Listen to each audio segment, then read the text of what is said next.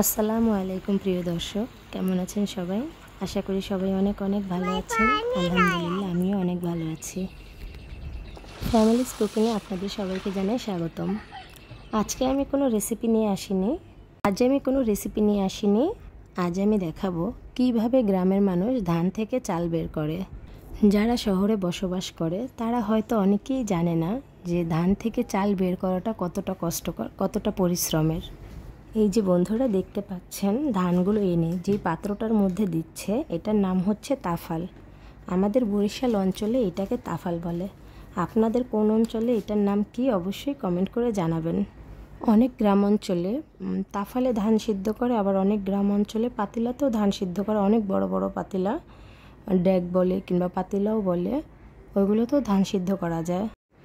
ধান সিদ্ধ করার জন্য অনেক ভোরে উঠতে হয়। ফজরের সময় ফজরের নামাজটা পড়েই ধান সিদ্ধ বসায়, কিংবা আবার অনেক সময় ভোর রাতেও উঠে ধান সিদ্ধ বসায় রাত্র 3টার দিকে। কারণ সকালে রোদ উঠে গেলে তখন আর ধানটা সিদ্ধ করা যায় না। ওই রোদ্রের মধ্যে ধানটা আগে সিদ্ধ করে রাখতে হয়, রোদ উঠলে তখন তারা ধানটা মেলে দিতে পারে উঠানের মধ্যে।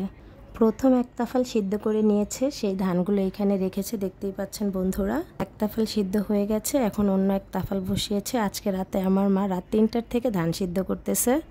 আর এই ধানগুলো সিদ্ধ করে সব এক জায়গায় রাখবে, সকালে যখন রোদ উঠবে তখন এগুলো মেলে দেবে। তাফাল কিন্তু অনেক সাইজের হয়, 3 মণ, 4 মণ কিংবা 5 মণ।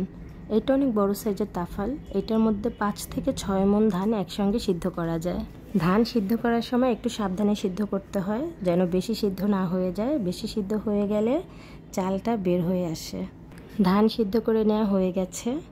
উঠানে গোবর দিয়ে লেপে দেওয়া হয়েছিল বন্ধুরা, সেটা দেখাতে পারলাম না, স্কিপ হয়ে গেছে। উঠানটা ভালো করে শুকিয়ে গেছে। এবারে ধানগুলো উঠানে মেলে দেব। বন্ধুরা, ধান রোদ্রে শুকানোরও কিন্তু নিয়ম আছে। ধান কিন্তু বেশি শুকানো যাবে না। ধান বেশি শুকালে ওই ধানটা যখন মেশিনের মধ্যে দিবে ভাঙানোর জন্য, তখন কিন্তু চালটা গুঁড়ো গুঁড়ো হয়ে যাবে, আস্ত চাল আর বের হবে না। প্রিয় বন্ধুরা, ভাই বোনেরা, সবাই দেখতে পাচ্ছেন যে কতটা পরিশ্রম করে ধান থেকে চাল বের করতে হয়। এইটা হয়তো শহরের সব মানুষ জানে না। ভাই ও বোনেরা, ধান শুকানো পর্যন্তই কিন্তু শেষ না। ধানটা এমনি এমনি শুকিয়ে যাবে না। ধানটা যখন রোদ্রে দিবে তখন কিন্তু 5 মিনিট পর পর পা দিয়ে ধানটা নেড়ে দিতে হবে। এই রোদ্রের মধ্যে ধানের কাছেই বসে থাকতে হবে। প্রিয় ভাই ও বোনেরা, যদি আমার ভিডিও আপনাদের কাছে ভালো লাগে তাহলে অবশ্যই আমার ভিডিওটা লাইক, কমেন্ট, শেয়ার করবেন।